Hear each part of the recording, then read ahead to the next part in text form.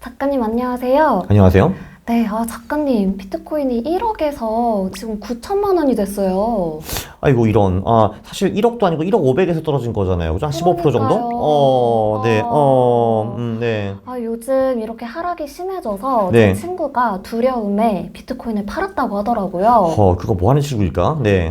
그래? 그럼 혹시 그분이 그럼 왜 팔았는지 PD님한테 말을 했나요? 20일 이평선을 뚫어서 너무 공포심에 팔았다고 하더라고요. 네네네. 그분, 21일평으로 하면 좀 단기 투자자인 것 같네요, 그분이. 네. 네네.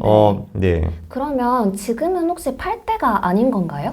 그러니까 저는 아니라고 이제 보고 있어요. 사실 이제 이유는 뭐냐 하면은 요런 차트 같은 거를 봐도 엄청난 대세 상승장 내에서도 조정장이 계속 와요. 예를 들면 뭐 2015년부터 2017년까지는 그 대세 상승장이고 이때 코인이 수십 배 올랐거든요. 비트코인이 수십 배 올랐는데 근데 20% 이상 하락한 조정장이 자그마치 8번이나 온 거를 볼 수가 있습니다. 여기 테이블 여기 보시면 되고요.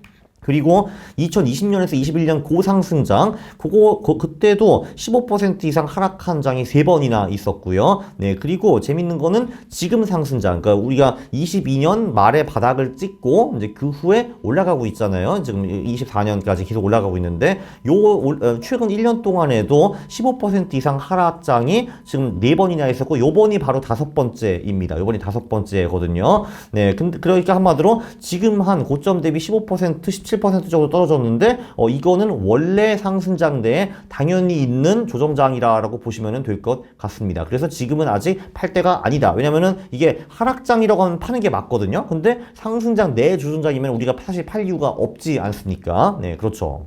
네. 그러면 지금 기준으로 했을 때 15% 이상 조정이 난 게 이미 4번이나 더 있었던 거네요. 그렇죠. 심지어 이번 상승 사이클에 4번이나 있었고요. 그리고 요번이 5번째입니다. 여기 보시면은 23년 2월, 23년 4월, 23년 7월, 24년 1월, 그리고 24년 3월 이렇게 볼 수가 있네요. 진짜 한 두세 달에 한 번은 원래 이렇게 15%, 20% 떨어지는 겁니다. 상승장에서도요. 네. 그래서 이 정도 폭은 크게 걱정할 필요는 없는 것 같아요. 네.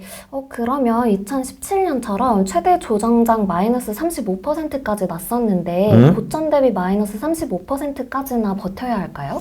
그것도 제가 생각을 해봤는데 제가 변동성을 계산을 해보니까 2017년의 변동성이 그러니까 2023, 24년 그러니까 최근의 변동성의 한 1.6배 정도 되더라고요. 1.6배에서 1.7배 정도 되는 건데 그러니까 한마디로 그러니까 지금의 20에서 25%와 그때 35%가 얼추 비슷한 레벨이다라고 볼 수 있습니다. 그래서 사실 우리가 그러니까 지금은 변동성이 아무래도 좀 축소되었으니까 그때처럼 35%까지 버틸 필요는 없을 것 같고 근데 한 20에서 25% 이상 하락이면 이제 이거는 조정장이로 봐주기가 좀 어렵네. 이거는 그 하락장이 아닌가 이제 이런 식으로 가져가야 될 것 같습니다. 네. 과거 데이터를 통해서 명확히 설명해 주셔서 감사합니다. 근데 작가님, 이 내용이 1163번 영상에서 하신 말씀하고 똑같지 않나요? 네, 그렇죠. 맞아요. 1163번 영상을 제가 1월에 올렸거든요. 그때도 비트코인 대폭락 가져가야 되는가라는 식으로 올렸거든요. 근데 한마디로 그 내용과 토시 하나도 다르지 않게 똑같은 내용을 지금 말씀드리고 싶은 겁니다. 왜냐하면은 그 2달 전에 그 영상을 보신 분도 계시고 안 보신 분들도 계실 텐데 근데 지금 가격이 급속도로 빠졌기 때문에 이제 패닉이 와가지고 기억 못해서 팔고 싶어 하시는 분들이 거기 때문에 제가 이제 리마인드 차원에서 요 내용을 다시 한번 여러분한테 강조를 하는 겁니다. 한마디로 뭐 15% 정도의 하락은 그거는 이제 사실 그냥 상승장 내 조정장이고 이거는 하락장의 시작이라고 볼 수 없다. 왜냐면 대세 상승장에도 이 정도 하락은 굉장히 자주 온다. 라고 말씀드리고 싶은 거죠. 아직은 하락장이라고 볼 수 없다. 너무 좋습니다. 네. 그렇다면 작가님께서는 혹시 언제 손절하실 계획이신가요? 그리고 참고하시는 이평선 기준이 있으실까요? 제가 이번에는 이평선 기준으로 손절하기 좀 어려울 것 같고 고점 대비 얼마 떨어지면 손절할 것 같은데 뭐 조금 전에 말씀드린 뭐 20에서 25% 언저리가 되겠죠. 그 정확한 그 포인트는 저희 VOD 들으시면 거기 나올 겁니다. 네, 그렇죠. 네, 참고로 저는 가격이 거기까지 떨어지지 않을 거라고 보기는 하는데 근데 제 유튜브를 몇 년 동안 보신 분들은 저놈도 굉장히 자주 틀리구나라는 걸 아마 아실 거거든요. 그래서 저는 제가 목표로 하는 그 가격 밑으로 코인이 떨어지면은 일단은 팔아치울 겁니다. 그 이유는요. 그 손절하는 그 순간부터 비트코인이 사실 추가로 또 50% 70% 떨어질 수가 있거든요. 실제로 그런 사례가 많이 있었습니다. 예를 들면은 고점 대비 25% 떨어질 때 팔아치운 후에 거기서 또 추가로 50% 70% 떨어지는 경우가 있었어요. 비트코인이. 제가 그거는 피해 가려고 합니다. 아, 네. 작가님 25% 하락대 손절하실 거라고 하셨잖아요. 네. 근데 그럼 손실이 좀 클 것 같은데 좀 더 해야 되지 않을까요? 아, 그쵸.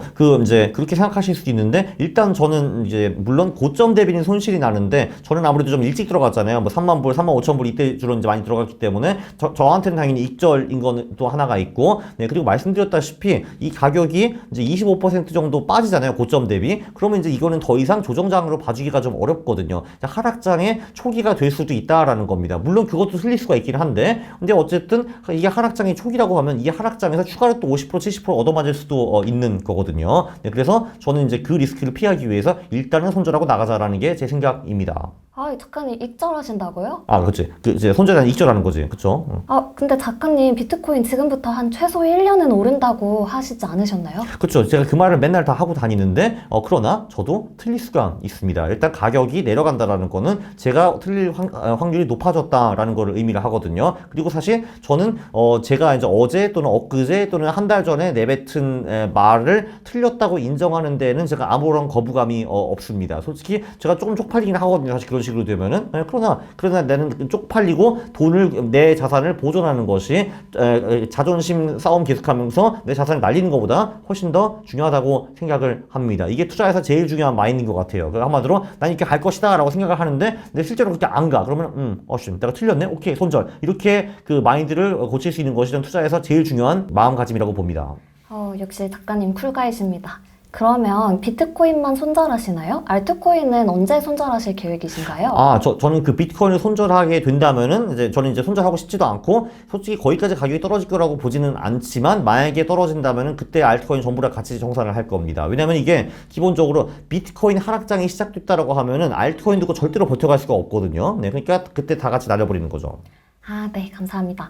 작가님, 마지막으로 조정장과 하락장에 대한 명확한 차이점에 대해서 설명해 주시면 감사하겠습니다. 그러니까 조정장이라는 거는 대세 상승장 내에서 오는 하락이라고 볼 수가 있습니다. 이게 그냥 대세 상승장이라 하더라도 그 보통 이러면 가격이 뭐 이제 100% 올랐다라고 하면요. 그 오른 그 가격에서 한 30에서 50% 정도 다시 떨어지는 것이 되게 노멀하거든요. 그러니까 이런 거지. 그러니까 최근에 이러면 어떤 그 주식이 30% 올랐다라고 하잖아요. 그럼 30%의 30%는 9%고 30%의 50%는 15%잖아요. 그러니까 30% 오른 주식이 9에서 15% 정도 조정받는 거는 굉장히 당연하고요. 거의 대부분 그런 식으로 이제 되고 있습니다. 근데 그러니까 한마디로 상승 추세는 유지하되 그 내에서 좀 오른 거가 오른 그 수익을 조금 반납하는 것이 조정장이라고 볼 수가 있고 하락장은 당연히 이제 그게 아닌 거죠. 아예 그 상승하는 그 추세가 꺾인다라고 이제 볼 수가 있습니다. 근데 저는 비트코인 같은 경우는 그 25% 하락이 그 하나의 기준이 되지 않을까라고 생각을 하고 있습니다. 과거 데이터를 보면요. 왜냐면은